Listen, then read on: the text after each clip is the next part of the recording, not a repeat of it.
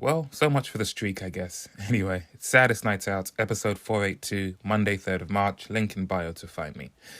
I went live for the first time in forever on Saturday, and I had a picture of the actress Michelle Trachtenberg in the background, the actress who recently passed away. It was partly just some very small, humble attempt at some kind of commemoration, but also because it was a picture of her from the show Gossip Girl, where she played the character Georgina Sparks. I think she shows up in the reboot as well. But her character in that show, and the show just in general, goes quite a long way to embody the era of music that I tend to play when I go live.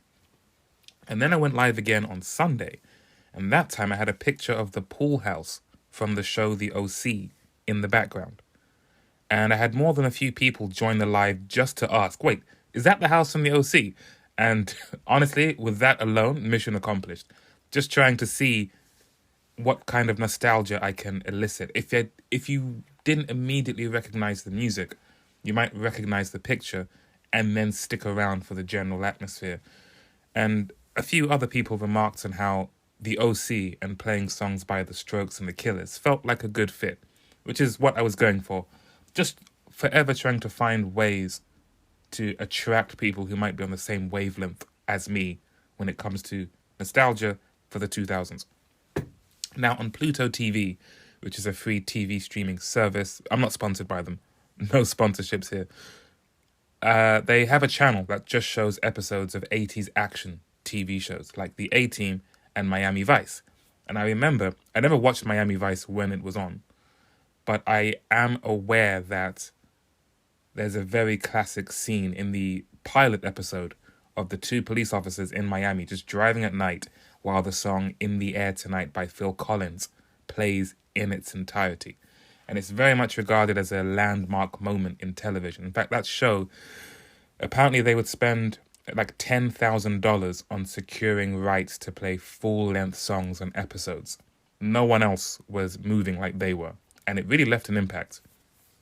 So much so that I feel like you can feel the influence very obviously on the game Grand Theft Auto Vice City. That whole game is essentially an homage to like the movie Scarface and the TV show Miami Vice. And I also think a modern day descendant, I say modern day, we're coming up to 15 years since it came out, but the movie Drive with Ryan Gosling, where the opening title sequence is Ryan Gosling driving around at night while the song Night Call by Kavinsky featuring Love Fox plays. Very similar atmosphere, similar type of vibe. And in both instances, both Miami Vice and with the Kavinsky song, though that pairing of that cinematic sequence with the song was a real boost to the popularity of that song. I think Phil Collins was already pretty popular, but that was the fact that that was so successful in the pilot episode, I think gave them the green light to keep doing that for the rest of the show. So a lot of people were introduced to Kavinsky and that Phil Collins song by their respective uses on screen, and there were a few people in my streams who were hearing some of the songs I was playing for the first time as well. No, I like to try and catch people out with something obscure. I think actually someone asked me, play the most obscure band you can. So I played a song no one recognized, which was Tony the Beat by The Sounds, which in the 2000s was not particularly obscure, but here we are 20 years-ish removed. And it's not as well remembered as The Strokes and Arctic Monkeys, or even Klaxons people kind of know. I don't think anyone knows The Sounds. And that was a pretty big hit that blended in with like Let's Make Love and Listen to Death From Above by CSS. That kind of vibe. I think one person recognized I Ain't Saying My Goodbyes by Tom Veck, and one person recognized My Delirium by Ladyhawke.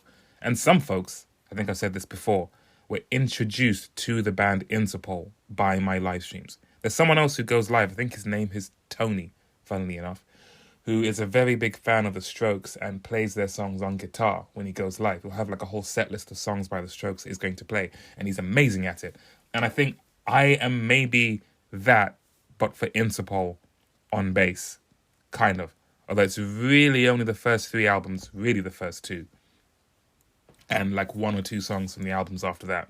But yeah, a mild Carlos D tribute act when I go live, I guess, sometimes.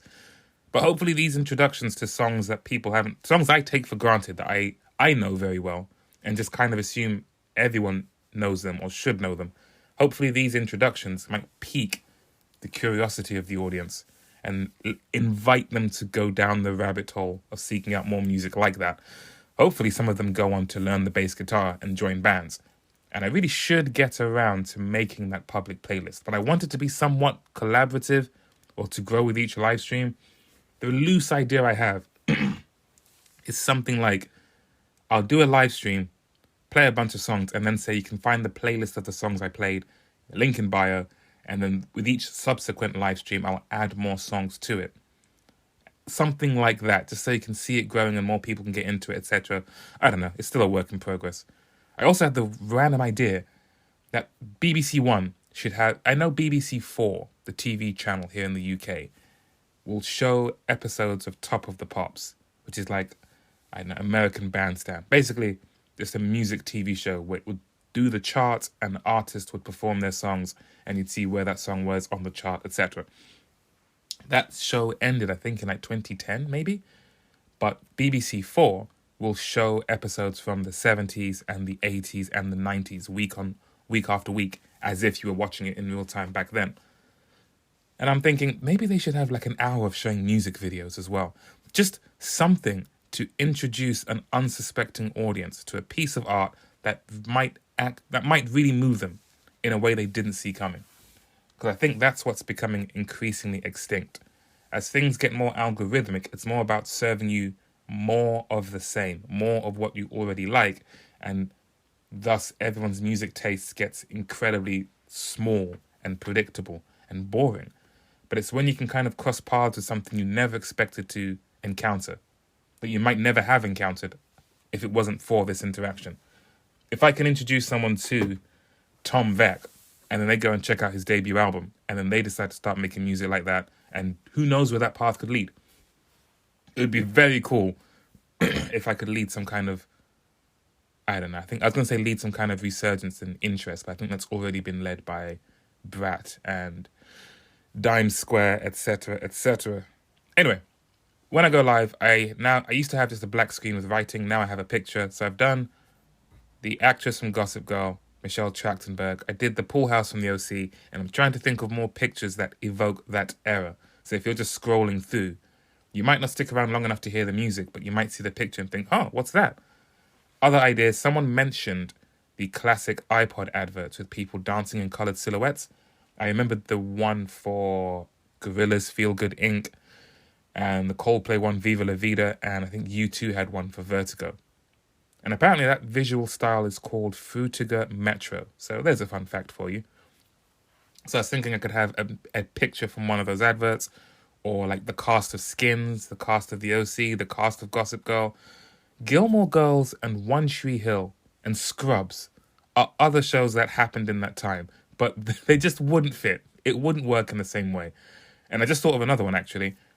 Mikita Oliver and Simon Amstel from Pop World, the Channel 4 show back in that era as well, where they would interview artists from that time in a very irreverent manner. I think that would be another thing that, if you know, you know. That's what I'm kind of going for. If you recognize it, if you don't recognize it, you just think, what's that, and keep moving. But if you do, it's the kind of thing that, you know, that meme of Leonardo DiCaprio in the movie Once Upon a Time in Hollywood, where he sees something he recognizes on the screen and he kind of points at it while he's eating, I think. Basically, it would have that reaction. That's what I'm going for. I also thought of maybe having the Bait Shop, which is the live venue from the OC Season 2, or that classic picture of Alex from Arctic Monkeys, Alex from Franz Ferdinand, and Julian from The Strokes all talking together. Or just like a generic party scene. In fact, before this return to going live, the picture I had was, there's this mean, funny video of a kid in a nightclub with like a leather jacket and sunglasses, having a great time. Someone drew a picture of a still from that video, and I had that picture as my background. So it could just be some kind of generic party scene as well. But I'm open to suggestions. What images immediately take you back to the 2000s in a pop culture way that might serve as some kind of lighthouse to other people who would pick up on that? Yeah, that's all for this one. I didn't really have any grand... Sometimes it's just a ramble, you know? Sometimes it's just a couple of trains of thought that I try to string together. And that's all we're getting today. Will I do another episode today of a playlist? Maybe. Will I go live tonight? It's looking likely. Otherwise, I'll catch you on the next one. Until then, take care.